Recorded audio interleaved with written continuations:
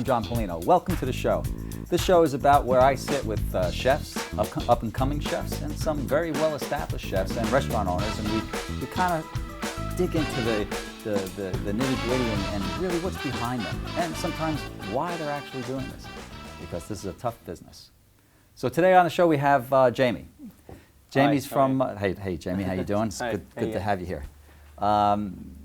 Jamie, who are you working for now? So I work for a charity called Everybody Eats, so I'm their head chef. So it's very different than most restaurants that I've ever worked in, where all our food is rescued or donated, and all our staff are volunteers. And the aim is to, feed everyone, so hence Everybody Eats. Yeah. That's fantastic. We had a brief talk previously, and I was telling you about working with the homeless and LifeWise and trying to do the same thing with Merge Cafe, which they did. It's something funny about restaurant people and all. We enjoy feeding people, and we actually care about people. Well, I mean, food is love. So you've got to love to cook, and then you've got to love to feed people. So I think it's one of those endless cycles that has to go around to keep you in the industry. I know, absolutely. So you were born in the UK? Yes, yeah, born and bred in the UK. Yeah. Tell us a little bit about that. So born in Hastings in the UK, and then moved to Kent when I was probably about 5 or 6, and then spent most of my time there. And then, I moved here about 11 years ago for just a holiday, and then kind of stayed. Yeah. So did you work in the restaurant business in the UK? Yeah, I did. So I've only worked hospo, so front and back in kitchens. I've been a server, been a junior sommelier, been this and that, but always drawn back into the kitchen. And then I think that's where I stayed, and I quite like it. But I like the whole craziness of all of it. I like being on the floor. I like being in the kitchen, and I like all aspects of it, and the social part, and then the camaraderie in the kitchen. Yeah, so. I started off like washing dishes, and like most people do. Went from washing dishes to just working my way up into restaurants. My young sort of 20s. Didn't take it too seriously back then. It was just fun hanging out with guys in the kitchen and being lads. And then from there, just something clicked where I took it real seriously and like really got into it and realized how much potential, you can do and where you can go with food. So was your mom a good cook? Oh God, no. She tried. Is she going to see this? She's in the UK, so I should be safe as long as no one sends her the link. So Dad would always cook. My dad's side's Jewish, so my dad and grandma, they cooked kind of like some Jewishy kind of weird kind of stuff, some salt beef and all that kind of stuff. I mean, I loved it as a kid. It was pretty cool, corned beef and all of that. Mum would, get most of the stuff out of the freezer, so we'd have like frozen Yorkshire puddings and stuff like that, and she had a hostess trolley, so the roast would go on this hostess trolley and kind of everything cooks on there almost, and then it comes out for dinner. It was quite fun, Mum would always make a Victoria sponge cake, and it'd always be quite dark. Should blame the oven, but we had quite a good oven, so it just was it what it was. So how did you get started in this business? So I just remember finishing up at school. I wanted to be a cartoonist or a puppeteer for Jim Henderson or for Disney. And my art teacher told me that I wasn't very good. So I kind of had to skip that dream. And I had the choice of working in the shoe shop with my dad or with my mum and dad in the video store. But my brothers kind of said, I don't think you want to do that. Like, Dad's, Dad will be your boss. So I was like, oh God. And so I think my parents said something along the lines of like, you either study or you go and get a job. And I was like, oh God, I don't know what to do. So I ended up just going through like local colleges, and I was thinking, I'll go outside of town. I'll go outside of my township and go to the nearest sort of like city, which was Canterbury at the time. And then went to like the culinary school there because it was free, and I thought, I can just doss around for a couple of years. And I actually really enjoyed it. My first day of college, there was just all these pheasants and chickens, and they had all the feathers and guts and everything, and that was a real experience, going home and smelling like chicken guts and feathers. It was different, but it was hard work. and it was quite a traditional style kitchen, you know, a big brigade, and you had someone on meat, saucier, it was all that kind of stuff. But it was, yeah, it was a good experience, you know. And then just from there, I just decided to carry on doing it and trying to get better. And I think that's the great thing about it. There's a period where you don't feel very good about what you're doing, and suddenly everything clicks, and you either have to choose whether to be like really arrogant and like, you know, in that way, and that's usually your 20s, and then when you get into your sort of 30s and 40s, you chill out and you calm down, and there's less on the plate, but it's all, you know, really well executed, you know. So how did you pick New Zealand? New Zealand. So it was with my my fiance back in the day, and she was South African, so she wanted to live back on the southern hemisphere. So we spun a globe at my parents' house, and we were kind of in between, sort of like Australia, New Zealand, and whatever else was up here. So you picked it. And we just went, well, we've never heard of New Zealand, so we'll go there.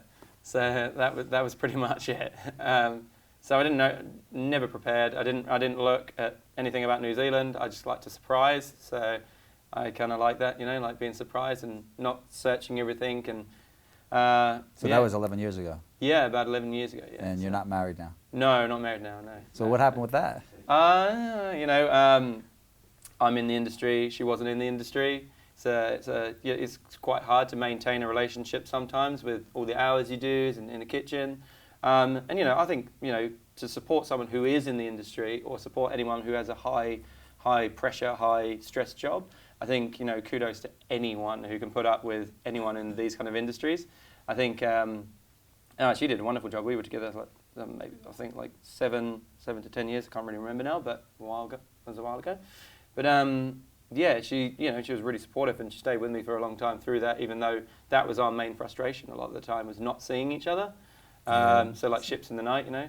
Yeah, the business is hard, isn't it? Yeah. But yeah. It's you know, I grew up in this business. My father was in the restaurant business. We had a catering hall, did weddings and things like that.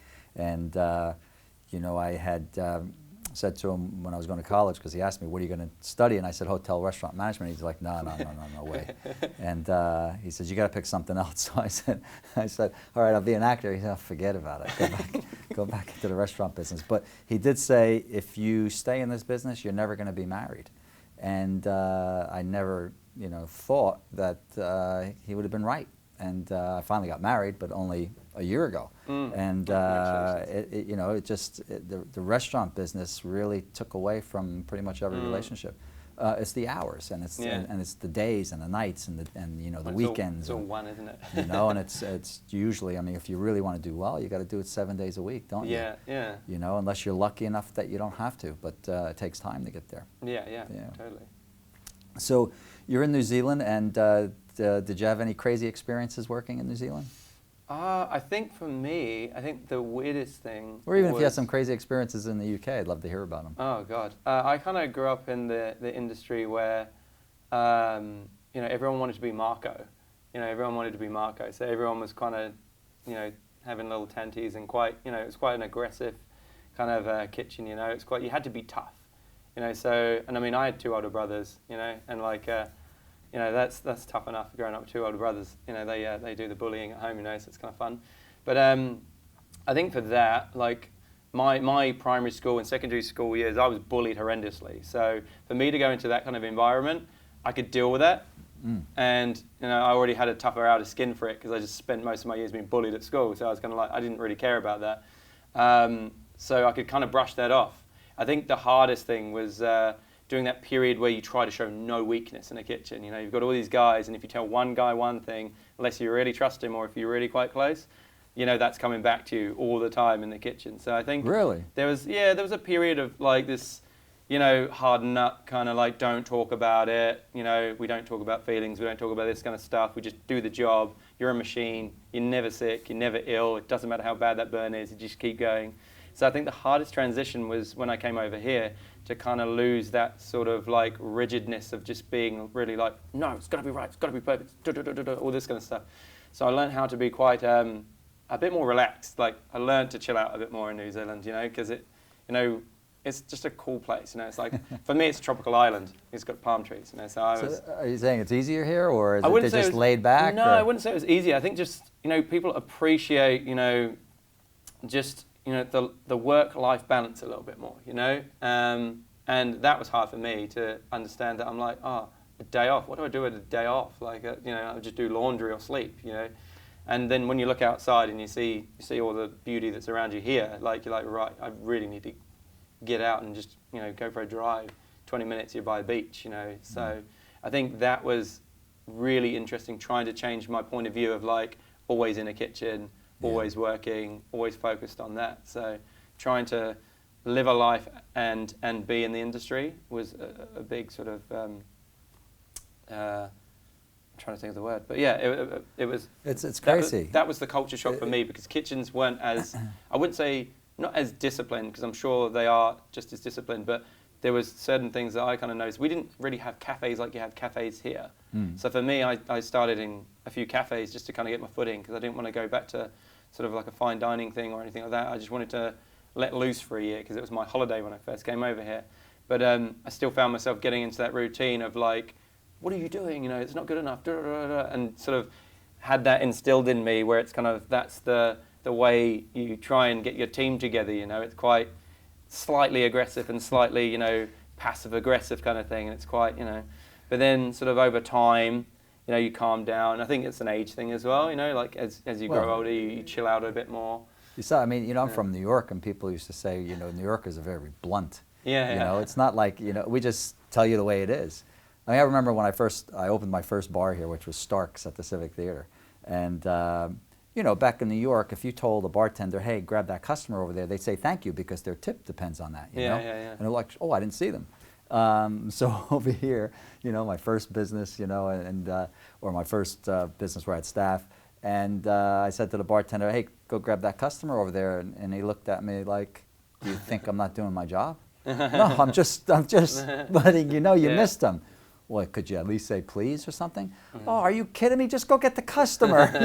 And I'm like, and then later on I had to talk about it, and it's like I realized, oh my God, you really have to do things differently here. Yeah, It's like my bartender in New York would have said, oh, thanks. Yeah.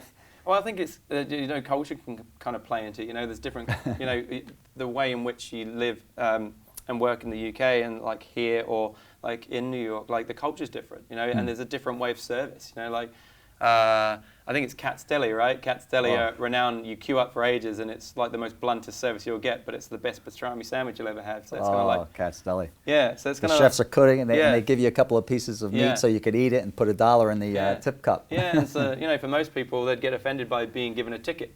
Exactly. So the style of service has always got to be. And you got to go through a turnstile there. Yeah.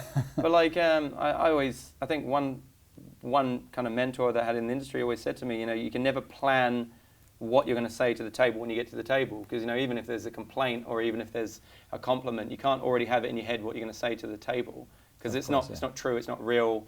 So then you've already gone with an expectation. So absolutely. Yeah, I always try to teach my staff, it's like your house. If the guest was in your house, how would you treat them? Yeah. What would you say?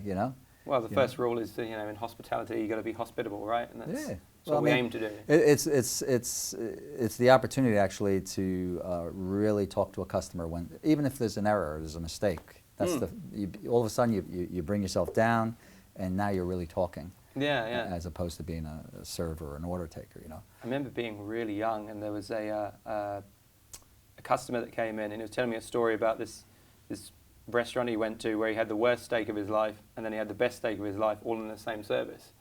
So he had ordered a steak, however he ordered it. It came out wrong, according to like how his taste was. Yeah. And they told the server, and the server came back and was like, yeah, no problems. Took it back to the kitchen, brought it back out, and it was the best steak he ever had.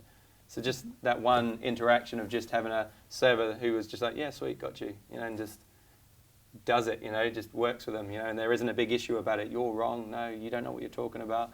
It's just too much hassle, And that customer is now probably one of their best customers. Yeah, because, exactly. The appreciation of just wanting to fix it. They're more impressed. Yeah.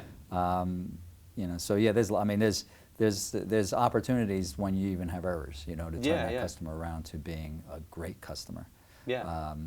And those are things I think we're learning, and we've achieved here in New Zealand. We're getting better at. I think it's getting better, every day. From when I moved here 24 years ago, there's a big difference. And even the style of restaurants Yeah. 24 years ago, the restaurants were all tablecloth and, white, and that's it. Yeah, I think we've got a really good restaurants in New Zealand. Like we've got some of the best. Like I wish we had more like sort of less humbleness around how good some of our restaurants are. I think a lot more of the world knew how good some of our restaurants are. Yeah. I think that would be a great idea. Yeah. We'll take a break now, and we'll be back with Jamie, and we'll talk a little bit about what he's doing today.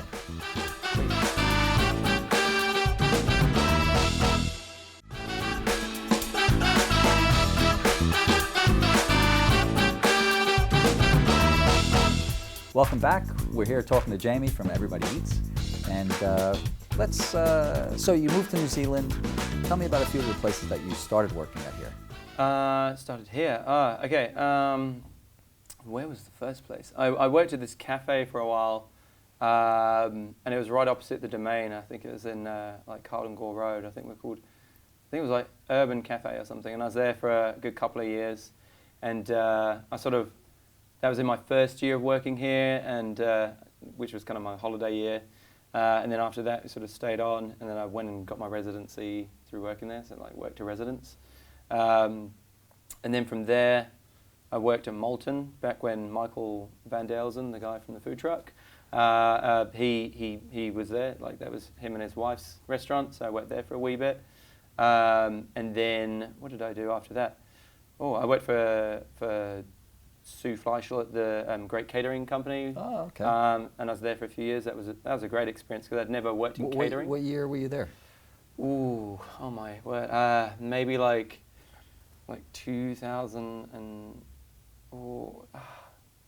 it was in the 2000 and maybe 2011. I was there for a wee while. I think that was just after. So she was on my show.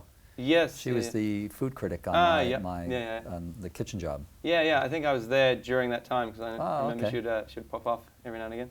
But yeah, so I was there for a wee while, and that was a great experience. We did some really good events, and it was mind blowing to see how the catering works behind the scenes for like Fashion Week and all these kind of things. So that was kind of cool.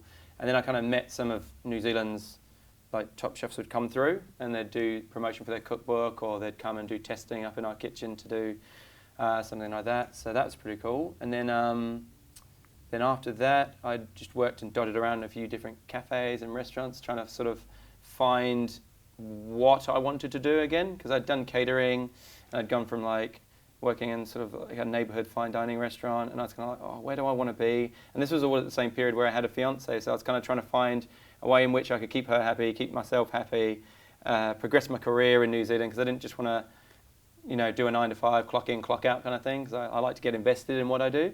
And then, I dotted around for a wee bit, and then I ended up at Depot. A friend sort of said to me, this is the restaurant that I think you've been looking for. And I was like, okay. And then I just fell in love with it. Like, I fell in love with the place, the camaraderie, the team that we had for the 3 or 4 years that I was there. Just amazing, like it was so amazing. We got fresh produce coming through from all these different areas of New Zealand, promoting New Zealand produce constantly, and I was just blown away by all this stuff coming through. We're cooking on a wood fire oven, a charcoal grill, we're shucking oysters to order, for people, and it's an open plan kitchen, and you're talking to people, and you learn how to sort of talk and do that at the same time as cooking. It was just something I'm not used to. I'm used to a boxy kitchen with no windows, really bad ventilation, and just sweating heaps. But from there, it kind of gave me the confidence in my skills. I was like, right, I think I've done enough now. I think I've done my itchy feet thing where I do a little bit of a job. I don't feel quite like catering's me, or I don't feel like fine dining's me. I don't think this is me. And then after that, I decided to open my own business, and I was like, okay, what do I want to do? And I was like, I've cooked European, French, and Italian, and modern Kiwi. I'd say Depot is Kiwi culture food, and I was like, I wanted to do something different. And my partner at the time, she was from Hong Kong, lived in Melbourne, and moved over here, and we wanted to do we just wanted to do good, wholesome Chinese food. And we were like, how do we get it out there to people? So we started off as like a food stall and turned it into a food truck. We were called Judge Bao, and I think we were around for about 4 or 5 years. So, and that was amazing. That was really, really good. And we were hand rolling all our own bao, steaming them traditionally in bamboo baskets. And that was an eye opener for me, because I had to go back to researching and learning new repertoires of food, because I don't know anything about Chinese food, or even Cantonese food or anything like that. So we lived in Hong Kong for a while, moved back to New Zealand, and then just opened it up on a whim, quit our jobs, and then just went straight all in. So we took a big leap and a big risk, and it paid off. It was really good. And then from there, the profile that we had from there, we were able to sort of like meet people like Nick from Everybody Eats, and we did some of the pop-ups at Gamaisi. And because we were trying to be, and we were achieving it, like trying to be a sustainable, eco kind of food truck, that only has free-range meats, and we know the producers and we know that, so we can tell our story to people. I just realized that sustainability, and after working in all these different restaurants, food waste is such a big thing. And then even food poverty in New Zealand was something I never thought. To me, it's a tropical island, like I said. Like I came over here and I was like, wow, this is amazing. It's so much better than where I'm from. Because, I know where I'm from, and, there's good areas, bad areas. But then I didn't realize certain things in New Zealand were here. So that was an eye-opener for me, to look out the window at Gamaisi Street on a Monday, and you've just cooked for like 100, 200 people, and thinking, these guys wouldn't have had a meal tonight. And so one part, you're like really humbled and blessed to know that you've really done something using your skills. But at the same time, seeing all these people out there makes you really happy at the same time. And I was like, kind of felt at that point that there was something that I wanted to do more. And then one day I got the call from Nick, and we were like, he was like, we're going to do it. We're going to open the full restaurant. I was like, count me in. So that was kind of how I got there. I mean, there's lots of other little blurry little bits in there, but that's generally the main process that I think brought me to that moment. So yeah. All right. Well, that's all. Now that restaurant's just recently opened. Yeah. I think we're in the second week now. Fantastic. Well, congratulations. Yeah, thanks. I know how tough it is. Thank you for even coming here. Oh, no, it's all right. We're doing all right. We're getting there. Fantastic. So tell us about it. It focuses generally on 3 main things. Nick's probably the best person to talk about it, because it's his baby. But it's social isolation. We'll get him on the show as well. Yeah. Social isolation is one of them. There's a lot of people in New Zealand living in social isolation. They don't, get to meet people. So when they come to, especially the one in Onehonga, it's got that sort of real family vibe. It's beautiful. It's open plan. You can sit down and you can just join a table with anyone. And then there's obviously food poverty and food waste. So we go out, we collect all our own food from anyone who's going to donate to us. And then my job is to basically go through all this produce coming through most days. And so I look at all these boxes, and I do have a bit of a panic attack at first. And I'm like, oh my goodness, what am I going to do with all these tomatoes? Or what am I going to do with all of these? So I think the whole creative spark in me and the little weird chefy ADHD kind of thing comes in. I'm going, right, this and this and this and this. So it's like being a kid in a candy store. So I get to pick and play and go, I think I might try some Indian dishes with this, or I might do this and this and this and this. And then I have all my volunteers come through. So, I'm just going through it with them, and I'm coming up with a menu on the day and just going, right, guys, this is what we're going to do. All right, we're on this one, and pull everyone together. So on the staff in the kitchen, how many of them are permanent and how many are volunteers? Me. So I'm the one permanent chef in the kitchen. And then we have a front house manager, and she runs the floor, and she'll have volunteers and I'll have volunteers. So every day's a new day. So conversation's always different, so that's really nice. Wow. And you've got people of all skills and levels from all different backgrounds coming through. So every day's, I can't predict any day really. So that's kind of the fun part of it. Takes any boredom out of the job, because I'm constantly like, where are your skill set at? Are you happy with a knife? Can you make a crumble? So we're always on the job, just trying to come up with dishes and make things work and pull it together. Do you ever, you're short-handed or? No, we're doing pretty well, with volunteers. Wow. People have been brilliant. You know, like people are really on board with it, which is great. I mean, we can always use volunteers because I mean it means we can feed more people. Yeah, but the volunteers have been great. Yeah. So tell me about you personally. So working in a place like this, what does it do for you? I mean, I had a talk with you before, and you mentioned that you know this is what you feel right at. Yeah. Give me just a little bit. Yeah, about that. it's I don't know. I think maybe it's my age where I feel like I'm actually settled at a point. But for me, it was just I really wanted to do something that I had all my heart in. Like I've always had my heart in all my jobs of what I do, but there's a certain period where I lose interest. You know, if it's not exciting enough, or if it's not if I feel like the ethos isn't there all the time. So I think for something like that, like I'll follow something, or I'll sink my teeth really into something if I truly believe in what it's about. And for something like that, like you feel really good about your skill set. For me, as a chef, I feel like I just cook food. That's it. I am a cook, essentially. And for me, like the scariest part after finishing my own business, being the food truck, was what do I do now? And I was like, oh God, I've never done anything apart from hospo. I'm like, oh, I can't be a fireman now or do this. I'm like, oh, what do I do? So I think the panic set in for me that if I'm going to stay in food and cooking, it has to be for something more than my own ego or to make someone money or just for a write-up in a magazine. I mean, they're all great things. They're all great things. But at the end of the day, it's really nice and wholesome to see someone walk through who is struggling in life or who isn't struggling in life and just needs some help. You know, to see someone come through and they're so surprised by the hospitality that they're getting, which is the same as any other restaurant, and getting a 3-course meal and getting them going for the day. They could tomorrow get the job that they needed, or you know, get the motivation to know that someone out there cares, and it doesn't just have to be a family member or a friend. It's just someone helping someone.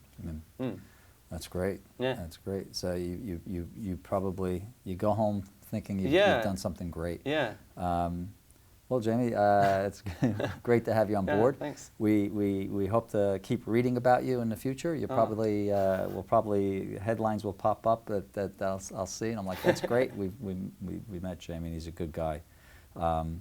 It's great for you to be in this business and to be in New Zealand. Yeah. You know, it's wonderful to have people like you here. Oh, awesome. Thanks. So thanks for coming on the show. And I'm going to come over. Actually, I was at the cafe last week. Nice. And I had lunch there. It was great. Oh, perfect. So thank you very much. Oh, you're very welcome. Cheers for having me.